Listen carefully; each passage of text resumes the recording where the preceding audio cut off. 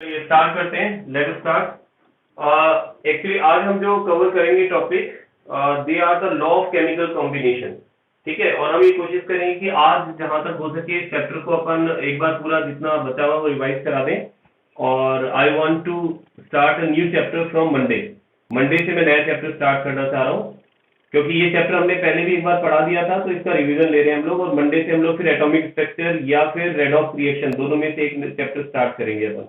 ठीक है, तो मंडे से नए चैप्टर के लिए तैयार कर लेना। और इसकी कुछ वर्कशीट में और उसमें असाइनमेंट में डाल दूंगा। और कल मैंने एक वर्कशीट और उसमें ऐड की थी बेटा आपके, अगर बच्चों ने की हो तो आप में से किसी स्टूडेंट ने बेटा वो कर ली वर्कशीट, मुझे बताएं एक बार। किसी ने कंप्लीट किया और किसी टाइप क्वेश्चन किए हैं?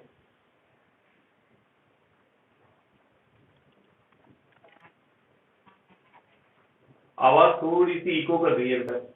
चलो हाँ, वैसे मैंने दो स्टूडेंट्स वहाँ देखे थे, तो उन्होंने वर्कशीट की हुई है पहले वाली, और ऑब्जेक्टिव टाइप वाली भी की हुई है। उसमें एक दो क्वेश्चन मिस्टेक थे। ओके, तो जिन्होंने वर्कशीट कंप्लीट नहीं की है बेटा, वो वर्कशीट कंप्लीट कर लेना। ठीक है ना, तो दो वर्कशीट आपके पास में उसमें है, और एक और मैं आज जहां तक हो सकेगा, या कल संडे है मॉर्निंग के अंदर एक वर्कशीट उसमें ऐड कर दूंगा। ऑब्जेक्टिव टाइप क्वेश्चन दूंगा उसमें मैं, जो हमने टॉपिक पढ़े हैं। तो ऑब्जेक्टिव टाइप क्वेश्चन में आपको केवल ए बी सी डी जो है उस पर टिक लगा के थे, और उसको अपलोड कर देना आप। ठीक है, या उसकी टिक खींच करके, एक टिक लेकर के उसकी, और वहां पर जो आपके पास असाइनमेंट वाला कॉलम है वहां पर अपलोड कर देना। ठीक है, तो ये आप काम जरूर करना। Okay, so let's start. तो हम बात कर रहे हैं law of chemical combination. Law of chemical combination. Combination देखिए, एक्चुअली होता क्या है, व्हेन टू और more reactant combine to form a product. जब दो या दो से ज्यादा रिएक्टेंट आपस में कंबाइन होकर के प्रोडक्ट बनाते हैं, though they follow certain rules, certain laws.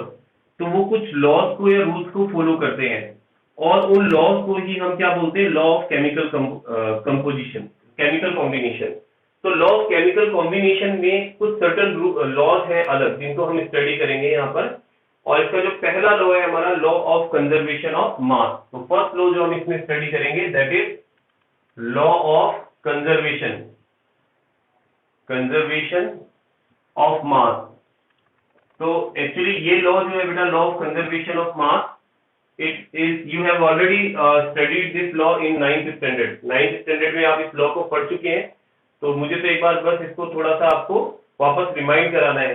But first I want you to tell me this law. आप में से कौन बताएगा बेटा ये लॉ क्या है? एनीबडी? ओके, अजय बताएं। यस अजय।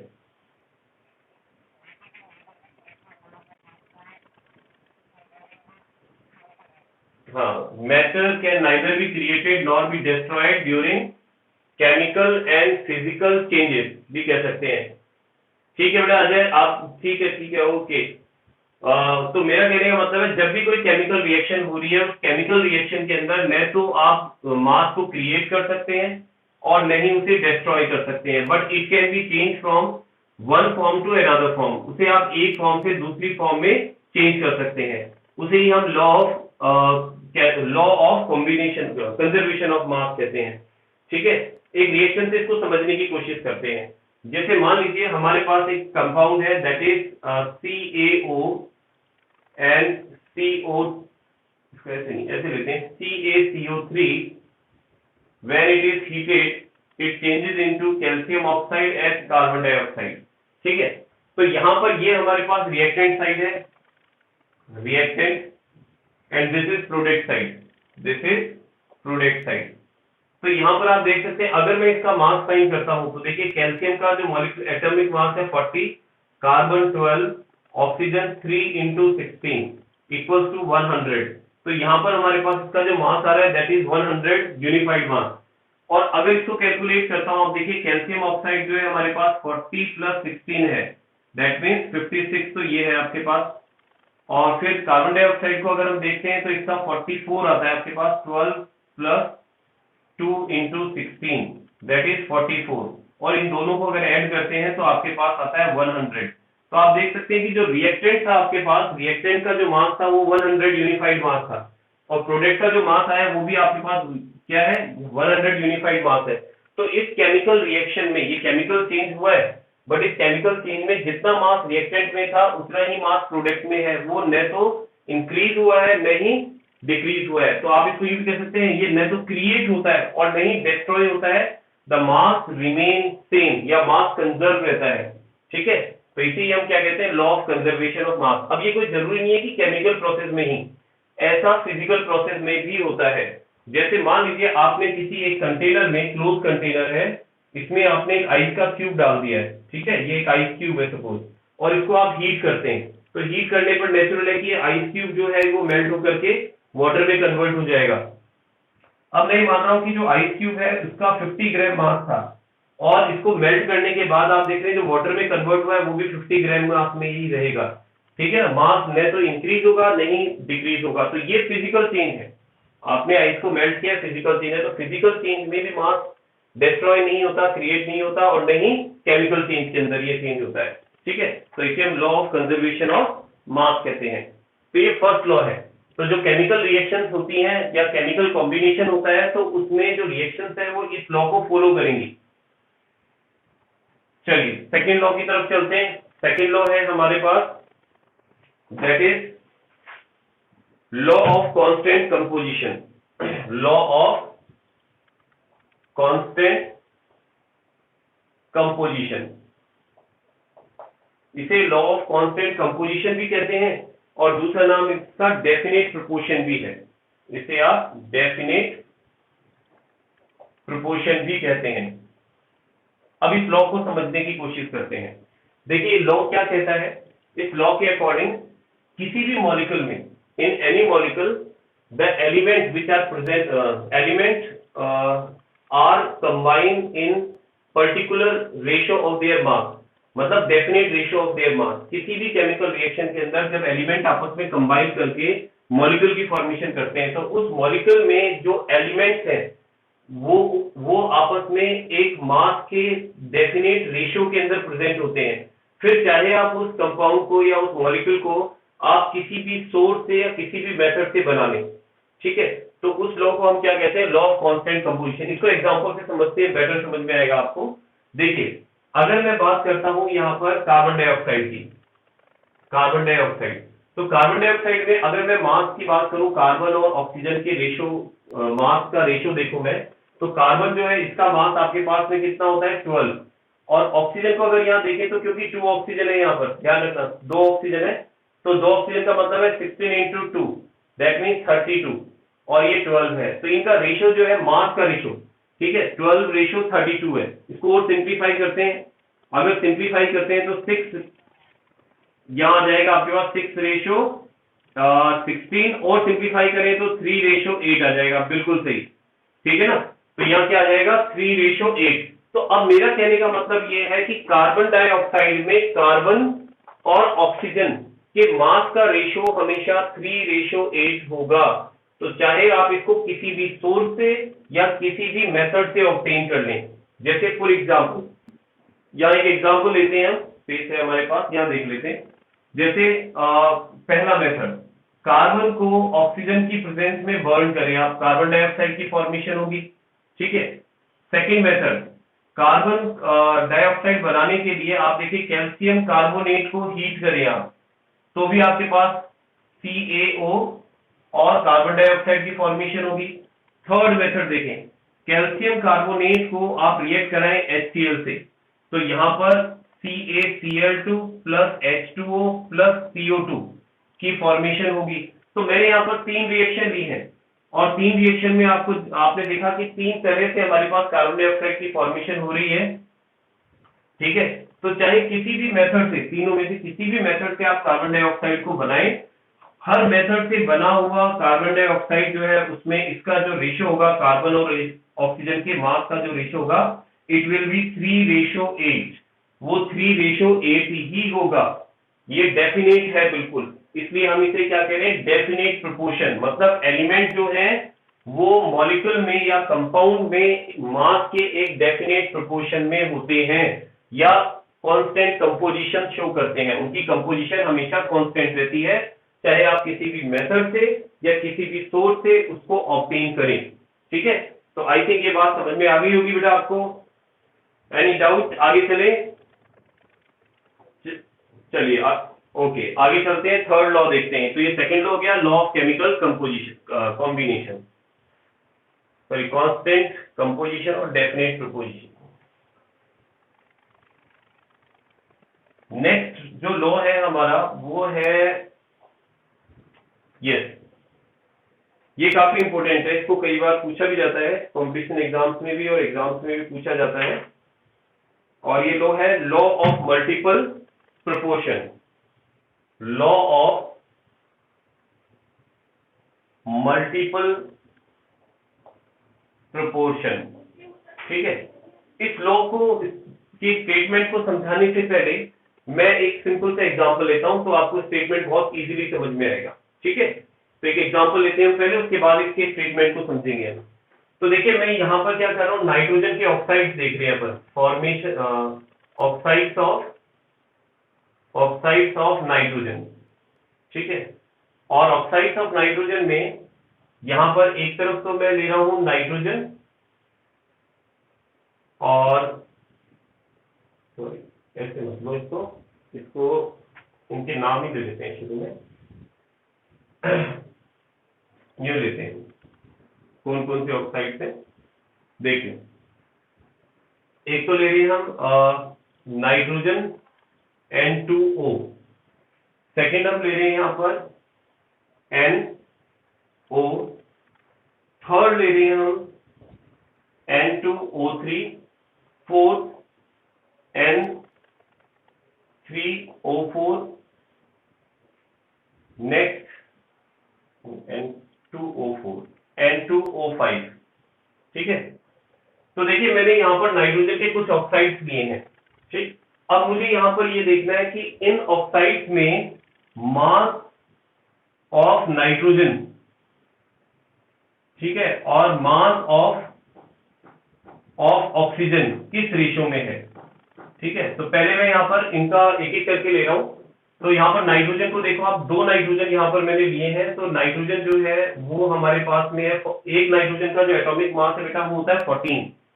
ठीक है, एक नाइट्रोजन का एटॉमिक मास 14 होता है। तो यहां पर दो नाइट्रोजन है, that's why we have 28 atomic mass. और अगर ऑक्सीजन की बात करूं तो ऑक्सीजन का जो एटॉमिक मास है वो है 16। ठीक, और आगे चलें, यहां पर 28 वापस से, क्योंकि मैंने 2 से मल्टीप्लाई किया हुआ है इसको, और ऑक्सीजन हमारे पास में कितने हैं, 2 है, दैट मीन्स 32। और देखें N2O3, तो नाइट्रोजन अगेन 28 और ऑक्सीजन जो है 3 ऑक्सीजन है, that means 16 multiplied by 3, 48। Okay, next 28 और ऑक्सीजन में कितना आ जाएगा बेटा, 64, एंड फिर 28 और ऑक्सीजन कितना आ जाएगा, 80। ओके, ठीक है। तो अब यहां जो हमें स्टडी करनी है इसमें, वो देखिए क्या चीज स्टडी करनी है कि अगर मैं यहां पर रेशियो देखता हूं कि नाइट्रोजन के फिक्स मास के साथ में ऑक्सीजन का रेशियो क्या है। नाइट्रोजन का मास देखें आप, 28 28 28 28 28, मतलब नाइट्रोजन के सभी ऑक्साइड्स में नाइट्रोजन का मास जो है वो बिल्कुल फिक्स है, 28 है। तो नाइट्रोजन के फिक्स मास के साथ ऑक्सीजन का मास अगर हम कंपेयर करें तो वो किस रेशियो में है, तो वो इस तरह से 16 रेशियो, 32 रेशियो, 48 रेशियो, 64 रेशियो 80, इस रेशियो में है ऑक्सीजन का मास नाइट्रोजन के फिक्स मास के साथ। इसको सिंप्लीफाई करें, 16 1 is 16, 16 2 33, 32, 16 3 जब 48, 16 4 जा 64 और 16 5 जा 80। तो अब आप यहां देख सकते हैं जो ऑक्सीजन का मास है, ठीक है, जो ऑक्सीजन का नाइट्रोजन के फिक्स मास के साथ जो कंबाइन कर रहा है, तो उसका जो रेशियो है that is 1 ratio 2 ratio 3 ratio 4 ratio 5। ठीक है, या फिर अगर मैं ऊपर वाला लेता हूं तो मल्टीपल प्रोपोर्शन में आप देखो 16 32 48 64 80। तो यहां पर हम ये कहना चाह रहे हैं कि जब एक एलिमेंट दूसरे एलिमेंट के साथ कंबाइन होता है उसके फिक्स मास के साथ, ठीक है, फिक्स मास के साथ, तो जो दूसरा एलिमेंट है, दो एलिमेंट में एक का मास फिक्स रख रहे हैं अपन, जैसे हमने नाइट्रोजन का मास फिक्स रखा है, तो दूसरा एलिमेंट जो कंबाइन होता है वो उसके साथ मल्टीपल प्रोपोर्शन में होता है, ठीक है ना, मल्टीपल प्रोपोर्शन में होता है, और इसी को हम क्या बोलते हैं, लॉ ऑफ मल्टीपल प्रोपोर्शन कहते हैं।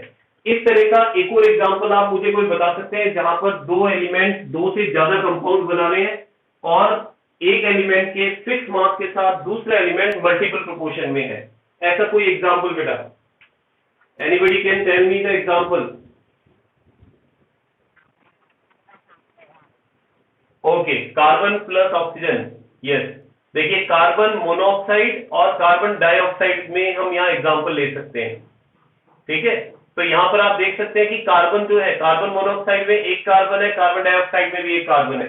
दैट मीन्स कार्बन का जो मास है वो तो हमारे पास क्या है, फिक्स है, ठीक है। कार्बन का जो मास है वो हमारे पास में क्या है, फिक्स है, और ऑक्सीजन वहां मल्टीपल प्रोपोर्शन में होगा। जैसे यहाँ मैं कार्बन ले रहा हूं और नीचे ऑक्सीजन ले रहा हूं, तो कार्बन है आपके पास यहाँ पर 12 और ऑक्सीजन एक ही है, दैट मीन्स 16, और यहाँ 2 है तो 32,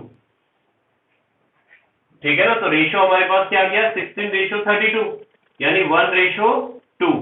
तो यहां पर आप कह सकते हैं कि जो ऑक्सीजन है वो कार्बन के साथ भी मल्टीपल प्रोपोर्शन में है, ऑक्सीजन जो है वो कार्बन के साथ मल्टीपल प्रोपोर्शन में है। इसी तरह से सोडियम से भी हो सकता है एग्जांपल, एक एग्जांपल ये हो सकता है Na2O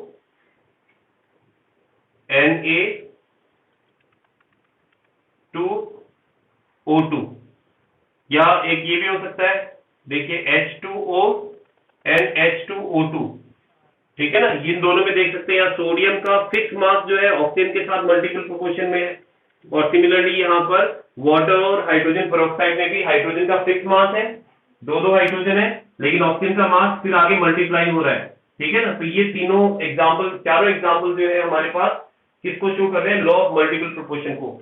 ध्यान रखना, इसके ऑब्जेक्टिव टाइप जब क्वेश्चन आते हैं तो ये एग्जाम्पल देकर के बोल देते हैं ये कौन से लॉ को फॉलो करते हैं, ठीक है ना। तो फॉर्मेशन ऑफ वाटर और फॉर्मेशन ऑफ हाइड्रोजन पेरोक्साइड या water and hydrogen peroxide follow the law of, फिर वहां पर आपको लॉ बता देंगे कौन से लॉ को फॉलो कर रहा है, तो ये चीज आपको ध्यान में रखनी है। ओके, इसको रख कर लो बेटा, ये हो गया मल्टीपल प्रोपोर्शन, ठीक है। इसका स्टेटमेंट आपको वीडियो में मिल जाएगा, जो वीडियो हमने ऑलरेडी अपलोड किए हुए हैं चैप्टर के, इसलिए मैं स्टेटमेंट यहाँ पर नहीं लिख पा रहा हूँ, मैं केवल एग्जाम्पल से इस चीज को एक्सप्लेन कर रहा हूँ, ठीक है। क्योंकि अपनी रिवीजन क्लास है तो रिवीजन में इसलिए मैं वो डेफिनेशन लिखवाने से ज्यादा टाइम स्पेंड नहीं कर रहा उसमें। ओके, नेक्स्ट देख रहे हैं हम। इसके बाद आता है बेटा नेक्स्ट लॉ जो है, that is Gay Lussac law of combination combining volume. Gay Lussac law of combining volume. देखिए ये लॉ क्या है, बहुत सिंपल लॉ है।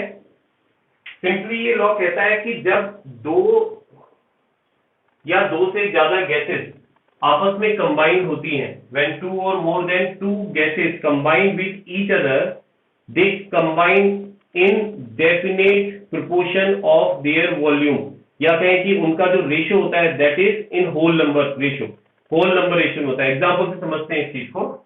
देखिए जैसे मान लीजिए हमारे पास हाइड्रोजन गैस है, ऑक्सीजन, क्लोरीन ले लेते हैं, chlorine it is also gas, और ये फॉर्मेशन कर रही है 2HCl। अगर ये वॉलेटाइल है तो ये भी गैस है। तो यहां पर इनके वॉल्यूम की बात करूं तो यहां पर देखिए अगर एक मॉलिक्यूल ये है, एक मॉलिक्यूल ये है और दो मॉलिक्यूल ये है, तो अगर हम ये कहते हैं कि वन वॉल्यूम आपके पास हाइड्रोजन की फॉर्मेशन होती है, वन वॉल्यूम आपके पास क्लोरीन है, और टू वॉल्यूम आपके पास HCl है। तो यहां पर ये क्या कह रहे हैं कि जब ये रिएक्टेंट आपस में कंबाइन होते हैं, ठीक है, तो डेफिनेट मतलब इनका जो वॉल्यूम का जो रेशियो होता है वो क्या होता है, होल नंबर में होता है, जैसे 1:1। और अगर प्रोडक्ट भी हमारे पास में गैसियस फॉर्म में है तो उसके भी रेशियो को आप ले सकते हो 2। तो यहां पर ये होल नंबर रेशियो के अंदर आएगा 1:1:2, ठीक है। इनके वॉल्यूम का रेशियो है, ध्यान रखना, मॉलिक्यूल का रेशियो नहीं लिया है मैंने, मतलब इन दो गैसेस का वॉल्यूम और बनने वाला प्रोडक्ट भी अगर गैस है तो उसका वॉल्यूम जो है वो होल नंबर रेशियो के अंदर होता है। इसका स्टेटमेंट में एक बार रीड कर देता हूं। स्टेटमेंट किस तरह से है? When gases react with each other they do so in volume with their ratio of one another to the volume of the product if these are also gases provided all volumes are measured under similar condition and temperature and pressure। एक चीज और ध्यान रखें, यहाँ एक step की line अपन ने यहाँ मिस कर दी कि अगर टेम्परेचर और प्रेशर जो है, ध्यान रखना, टेम्परेचर एंड प्रेशर इन दोनों को फिक्स रखा जाए, ठीक है, इन दोनों को फिक्स रखा जाए तो गैसेस जो आपस में कंबाइन होती हैं या प्रोडक्ट भी बनाती है गैसेस फॉर्म में, तो वो एक होल नंबर रेशियो के अंदर होती है, अपने वॉल्यूम के होल नंबर रेशियो के अंदर होती है। एक एग्जांपल और ले रहा हूं इसको समझाने के लिए। देखिए H2 plus O2 gives H2O। तो यहां पर अगर मैं मान रहा हूं हाइड्रोजन गैस ऑक्सीजन गैस के साथ कंबाइन होती है, उसको बैलेंस करते हैं अपन, तो बैलेंस रिएक्शन में आपके पास यहाँ 2 आ जाएगा, यहाँ 2 आ जाएगा, बैलेंस इक्वेशन है। तो यहां अगर इनका रेशियो देखा जाए तो यहाँ 2 volume hydrogen and 1 volume oxygen आपस में कंबाइन हो रहे हैं फिक्स्ड टेम्परेचर और प्रेशर पर। तो यहाँ पर इनके वॉल्यूम का रेशियो क्या है? 2:1, जो कि क्या है? होल नंबर रेशियो है, जो कि एक होल नंबर रेशियो है। ये फ्रैक्शन में नहीं होता है, ध्यान रखना, इसको फ्रैक्शन में नहीं लेते हैं, ये होल नंबर रेशियो में ही गैसेस आपस में कंबाइन करती है। तो ये गैलुसैक्स लॉ है, गैलुसैक्स लॉ ऑफ कंबाइनिंग वॉल्यूम, कि जब गैसेस आपस में वॉल्यूम में कंबाइन होती हैं तो उनका वॉल्यूम जो होता है वो एक होल नंबर रेशियो के अंदर मिलेगा आपको, ठीक है, और कांस्टेंट टेम्परेचर और प्रेशर पर। इसके बाद एक लॉ और है लास्ट इसका, और वो लॉ है Avogadro's law, that is Avogadro's law. और एवोगाड्रो लॉ क्या कहता है? देखिए,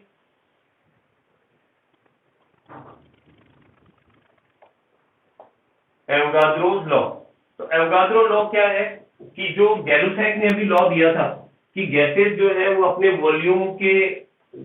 वॉल्यूम में जब आपस में कंबाइन होती है तो उनका जो रेशियो होता है वो एक होल नंबर रेशियो की फॉर्म में होता है।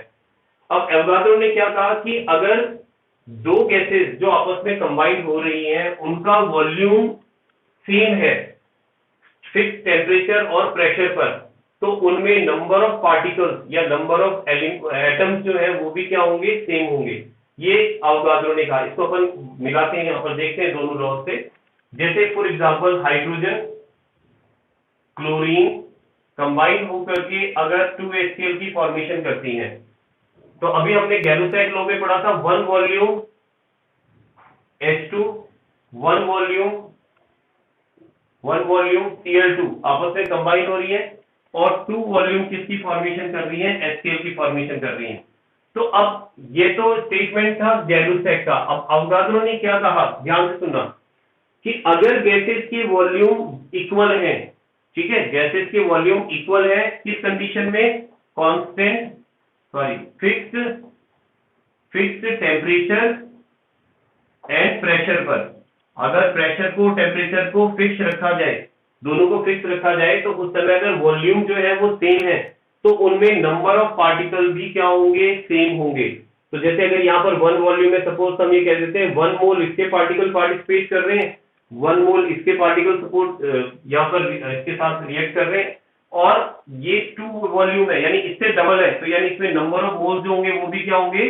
डबल होंगे। तो इसमें 2 मोल्स पार्टिसिपेट करेंगे, मतलब बनेंगे। तो ये चीज ध्यान रखनी है एवोगाड्रो लॉ के अकॉर्डिंग कि कांस्टेंट टेम्परेचर और प्रेशर पर अगर दो गैसेस आपस में रिएक्ट कर रही हैं, उनका वॉल्यूम अगर सेम है तो उनमें नंबर ऑफ पार्टिकल्स या नंबर ऑफ मॉलिक्यूल्स जो है वो भी सेम होंगे।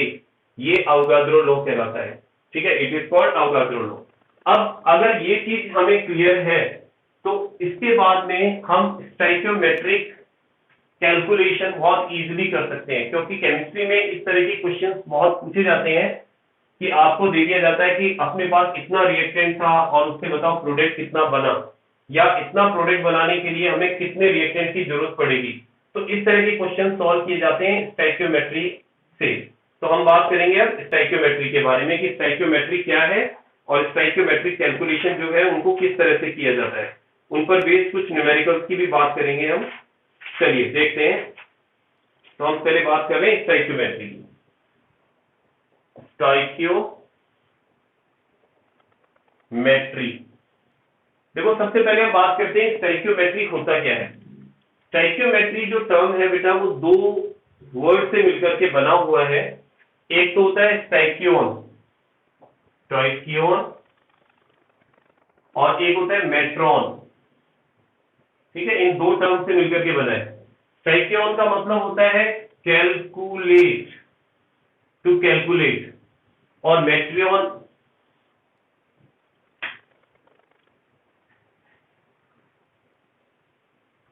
एक सेकंड, थोड़ा सा कंफ्यूजन है, मैं एक बार कंफर्म कर लूं। बिल्कुल, एक्चुअली स्टोइकियोन मीनिंग हो गया एलिमेंट, है ना, सॉरी, और वो कैलकुलेशन हो जाएगा।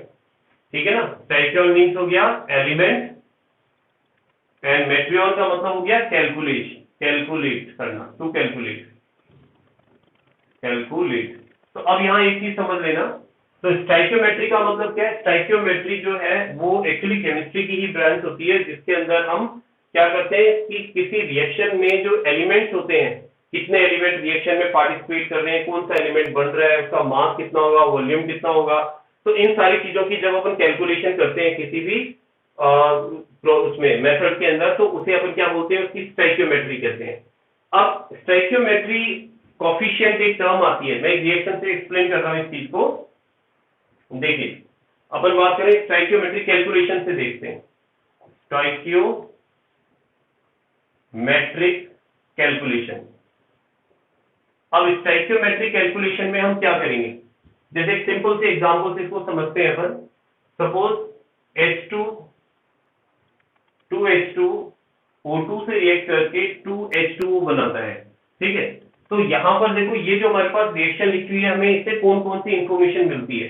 एक्चुअली ये आगे जो हमारे पास में टर्म्स लिखी हुई हैं, ये जो कोफिशिएंट लिखे हुए हैं, इन्हें हम बोलते हैं स्टोइकियोमेट्रिक, स्टोइकियोमेट्रिक कोफिशिएंट, कोफिशिएंट।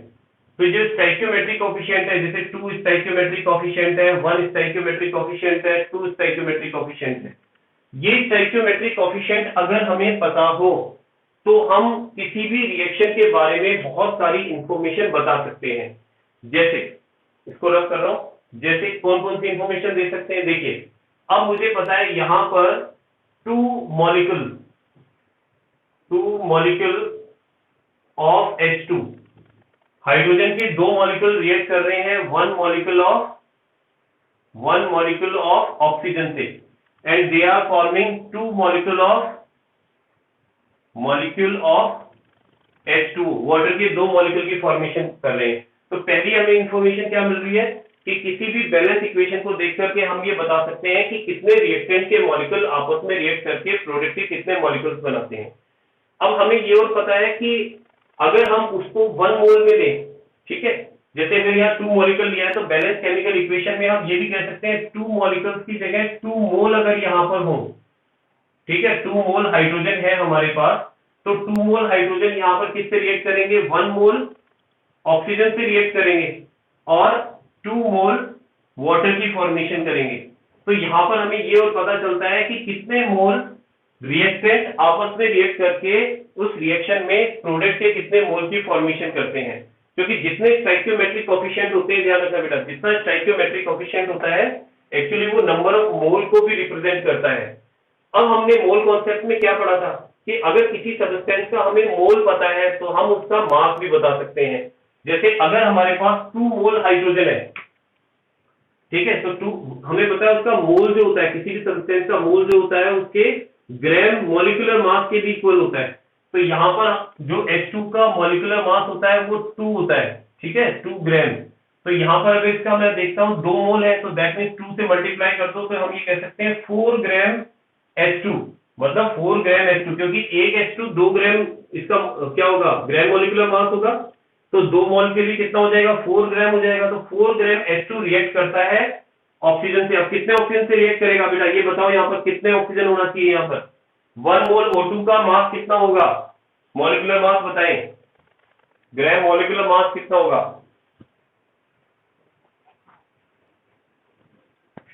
32 ग्राम, 32 होगा, ओके। तो देखिए यहाँ पर कितना होगा 32, क्योंकि एक ऑक्सीजन 16 होता है, यहाँ O2 है, दैट मीन 32। तो हम यहाँ कह सकते हैं 32 ग्राम O2 जो है वो रिएक्ट करेगा, O2 किससे रिएक्ट करेगा, हाइड्रोजन से, और वाटर की फॉर्मेशन करेगा, और यहाँ पर 2 मोल वाटर बनाएगा। तो 2 मोल वाटर का मुझे मास बताए बेटा कितना होता है, मॉलिक्यूलर मास 36, बिल्कुल 36 होगा, क्योंकि 1 मोल H2O का मास होता है बेटा 18, ठीक है ना, इसका जो ग्राम मॉलिक्यूलर मास होता है वो 18 होता है, तो उसको 2 से मल्टीप्लाई करेंगे तो 36 ग्राम आ जाएगा, 36 ग्राम H2O।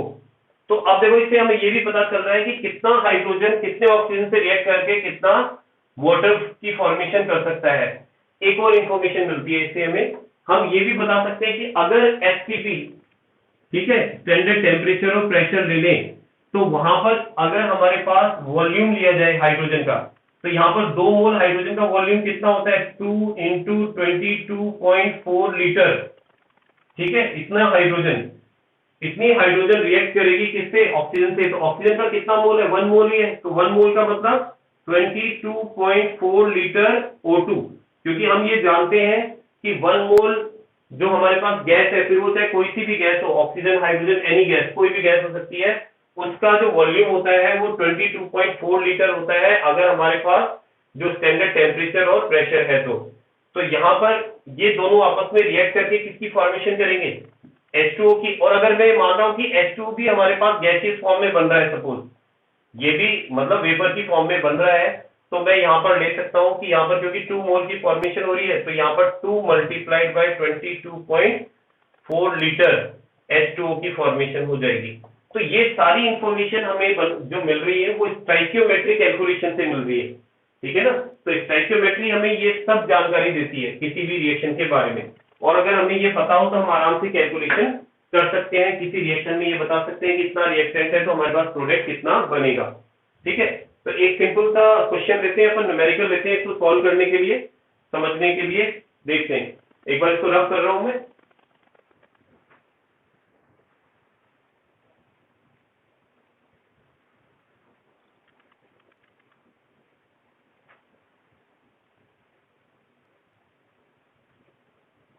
देखिए जैसे एक रिएक्शन है आपके पास, सेम रिएक्शन ले रहा हूं, इजी से डिफिकल्ट की ओर चलेंगे। तो हाइड्रोजन ऑक्सीजन रिएक्ट करके वाटर की फॉर्मेशन करते हैं, ठीक है, ये बैलेंस इक्वेशन हो गई हमारे पास।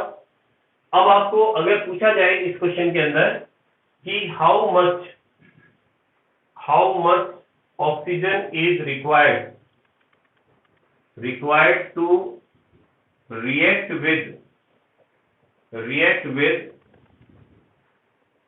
8 gram hydrogen to form water, ठीक है। देखिए यहाँ क्वेश्चन में पूछा गया है कि कितने ऑक्सीजन की रिक्वायरमेंट होगी हमें अगर हम 8 ग्राम हाइड्रोजन से रिएक्ट करके वाटर बनाना चाहें। अगर हमारे पास हाइड्रोजन जो है वो 8 ग्राम है, ठीक है, तो हमें वाटर बनाने के लिए कितना ऑक्सीजन चाहिए, इसको सॉल्व करके बता सकते हैं बेटा 1 मिनट में। 64 ग्राम, चलिए कैलकुलेट करके देखते हैं। देखिए ये हमारे पास इक्वेशन है 2H2 plus O2 gives 2H2O, और अब मैं इसकी स्टोइकियोमेट्रिक कोएफिशिएंट के अकॉर्डिंग लिख लेता हूं कि मुझे पता है 4 ग्राम अगर ये है तो ये 32 ग्राम और ये 36 ग्राम बनता है, ठीक है। इसमें देखो law of conservation of mass भी फॉलो हो रहा है ना, 36 इन दोनों का सम है और वो 36 बन रहा है। अब हमसे क्या पूछा है इसने, हमसे पूछा है कि अगर आपके पास 8 ग्राम हाइड्रोजन है, तो हाइड्रोजन को मैं डबल कर रहा हूं 8 ग्राम, ठीक है, और आपको इससे वाटर की फॉर्मेशन करनी है, तो बताओ कितना ऑक्सीजन चाहिए होगा। तो अब हमें पता है कि 8 ग्राम हाइड्रोजन जो है, देखो 4 ग्राम अगर 32 से रिएक्ट करता है, 4 ग्राम 32 से रिएक्ट करता है, तो 8 ग्राम कितने से रिएक्ट करेगा, नेचुरल जब इसको डबल किया तो इसको भी डबल करना पड़ेगा, तो इसके लिए हमें 64 ग्राम रिक्वायर्ड होगा, ठीक है। और वाटर की फॉर्मेशन कितनी होगी, आप दोनों को ऐड कर लें, तो ये हो जाएगा हमारे पास में 72 ग्राम वाटर की फॉर्मेशन हो जाएगी इससे। तो इस तरह के क्वेश्चन अपन इससे आराम से सॉल्व कर सकते हैं, लेकिन प्रॉब्लम यहां नहीं आती है। प्रॉब्लम उस समय आती है जब हमें लिमिटिंग रिएजेंट फाइंड करना होता है। तो अब एक चीज अपन ये समझने की कोशिश करेंगे कि लिमिटिंग रिएजेंट क्या है और इसकी हेल्प से अपन किस तरह से इस तरह के क्वेश्चन को सॉल्व करते हैं। ठीक है, चलिए इसको रफ कर रहा हूं मैं।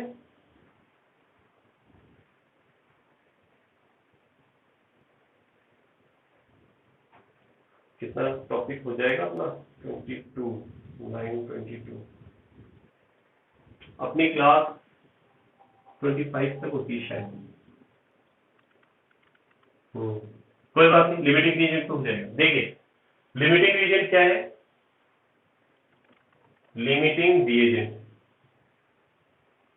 ठीक है, इस चीज को समझना। अभी मैंने एक रिएक्शन लिखी थी, देखो H2 plus O2 give 2H2, ठीक, और इसको बैलेंस करके मैंने लिखा था 4 ग्राम हाइड्रोजन रिएक्ट करता है आपके पास 32 ग्राम ऑक्सीजन से और 36 ग्राम वाटर की फॉर्मेशन करता है। अब मेरी बात को गौर से सुनना, लिमिटिंग रिएजेंट वो रिएक्टेंट होता है जो लेस क्वांटिटी में हो, रिक्वायर्ड अमाउंट से कम हो। किसी भी रिएक्शन में प्रोडक्ट बनाने के लिए हमें, जैसे हम वाटर की बात कर रहे हैं, वाटर बनाने के लिए हमें जो ये चाहिए, इन दोनों का जो रेशियो चाहिए वो क्या है, देखो एक बार सिंपल रेशियो ले लूं मैं, 1:8, ठीक है। मुझे इनका जो रेशियो चाहिए वो क्या चाहिए, 1:8 चाहिए। अगर ये 4 ग्राम है तो 32 ग्राम चाहिए। तो अगर इनमें से कोई भी एक रिएक्टेंट इस रेशियो में नहीं है, कम है, जो पहले खत्म हो जाए, तो जो पहले खत्म हो जाएगा तो रिएक्शन रुक जाएगी। अगर दोनों में की जो रेशियो है वो इस रेशियो में रहेगा तो रिएक्शन होती रहेगी। लेकिन अब एक भी रिएक्टेंट अगर कम क्वांटिटी में है और पहले खत्म हो जाएगा तो वो रिएक्शन को लिमिट कर देगा, रिएक्शन को कन्फाइन कर देगा, रोक देगा। और ऐसे ही रिएक्टेंट को हम क्या बोलते हैं, लिमिटिंग रीजन कहते हैं। अब इसको एग्जांपल से समझते हैं। देखिए अब मैंने कहा 1:8 थी, अब मैं इनकी क्वांटिटी चेंज कर रहा हूं, ठीक है। मैं यहां पर 8 ग्राम तो हाइड्रोजन ले रहा हूं और मैं इसको कर देता हूं, 8 ग्राम इसको लिया और इसको ले लेता हूं मैं 16 और ऐड कर दे 48 ग्राम ये ले लेता हूं। तो आप मुझे केवल एक बात का आंसर देना बेटा, ये हाइड्रोजन लिया है मैंने, ये ऑक्सीजन लिया है, इन दोनों में जब रिएक्शन स्टार्ट कराएंगे, ये मैंने 8 ग्राम ये 48 ग्राम लिया है, कौन पहले फिनिश होगा जब रिएक्शन स्टार्ट होगी, तो कौन पहले फिनिश होगा, O2 पहले फिनिश, बिल्कुल O2 पहले फिनिश होगा, क्योंकि हमने अभी देखा कि यहां पर ये किस रेशियो में रिएक्शन करेंगे। अगर ये 1 है तो ये 8 होना चाहिए, मतलब आपके पास जो ऑक्सीजन है वो 8 टाइम्स ज्यादा होना चाहिए। मतलब 8 ग्राम आपके पास हाइड्रोजन के साथ जो ऑक्सीजन चाहिए इससे 8 टाइम्स ज्यादा चाहिए, तो 8 8 64 ग्राम चाहिए और आपके पास कितना है, 48 है। दैट मीन्स 48 है तो इसका मतलब कम है, और जो कम है वो पहले खत्म हो जाएगा और पहले फिनिश हो गया तो रिएक्शन वहीं कन्फाइन हो जाएगी और उससे ही हम क्या बोलेंगे, लिमिटिंग रिएजेंट बोलेंगे, ठीक है ना। तो limiting reagent is those compound in a yeah those reactant which finish first in the reaction and limited the reaction, मतलब ऐसा रिएक्टेंट जो पहले फिनिश हो जाए और रिएक्शन को लिमिट कर दे, उसे आप क्या बोलते हैं, लिमिटिंग रिएजेंट कहते हैं। इस पर बेस्ड न्यूमेरिकल भी पूछे जाते हैं। तो बेटा मैं आपको ध्यान रखना, इस वर्कशीट दे दूंगा, इसमें अपलोड कर दूंगा, तो उस वर्कशीट से रिलेटेड आपको इससे रिलेटेड न्यूमेरिकल उसके अंदर मिल जाएंगे, उनको सॉल्व जरूर करें आप, ठीक है। इसके वीडियो मैंने अपलोड कर दिए हैं, आपके इस ऐप पर ही है, जैसे टाइम मिले वहां उन वीडियो को भी देख सकते हैं अगर किसी ने नहीं देखा है तो। और वो वीडियो जो इस चैप्टर से रिलेटेड डिटेल वीडियो है, ध्यान रखना बेटा, वो वेदांता स्टडीज पर भी है। और मेरा जो चैनल है अलग से, मैं अपने चैनल के थ्रू भी उसके अंदर कुछ वीडियो डालता हूँ, उसमें भी आपको मिल जाएंगे। उसमें केवल आपको राजेंद्र शर्मा टाइप करना है, वो दिख जाऊंगा मैं आपको, ठीक है ना। केवल राजेंद्र शर्मा टाइप करना, वहाँ 11th का मैंने अलग से फोल्डर बना रखा है, तो 11th की प्लेलिस्ट के अंदर आपको 11th वाले जो है वीडियोस मिल जाएंगे, वहां आप देख सकते हैं, ठीक है। उनको देख करके जिन बच्चों ने पहले क्लास अटेंड नहीं की थी, तो बेटा उन वीडियोस को जरूर आप देख लेना, डाउनलोड भी कर सकते हैं, उसको डाउनलोड कर लेना ताकि फिर आपका डाटा कंज्यूम नहीं हो, ठीक है। और उसके बाद में इन क्वेश्चन को जरूर सॉल्व करें, ठीक है। तो आज की क्लास अपन यही ऑफ करते हैं, ओके। फिर नेक्स्ट क्लास में फिर मिलते हैं, सी यू ऑन मंडे।